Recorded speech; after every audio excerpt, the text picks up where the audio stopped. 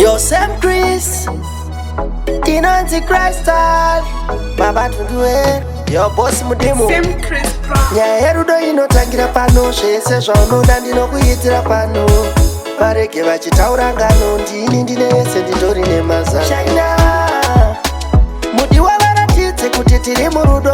Shaina, ngavasatimise ngatitambe chikudo. Shaina, mudiwa varatidze kuti tiri murudo. Shaina, ngavasatimise ngatitambe chikudo. Shaina, vanhu vese vazvizive kuti ari panyanga pandiwe.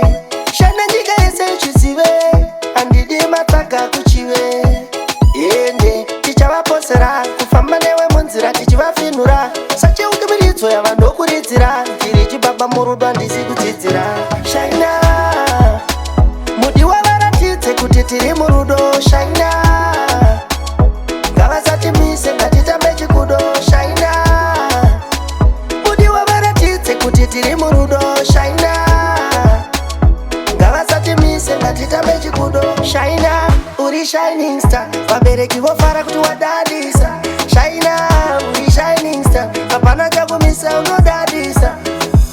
Nyaya yerudo inotangira pano, zvese zvaunoda ndichekuitira pano. Vareke vachitaura ngano, ndini ndine yese nditori nemazano. Shaina, mudiwa varatidze kuti tiri murudo.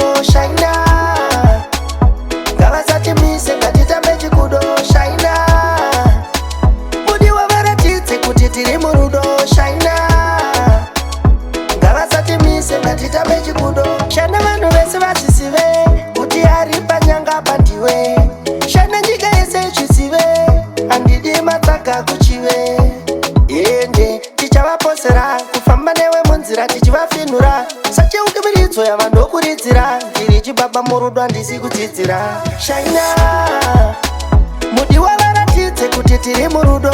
Shaina, ngavasatimise ngatitambe chikudo. Shaina, mudiwa varatidze kuti tiri murudo.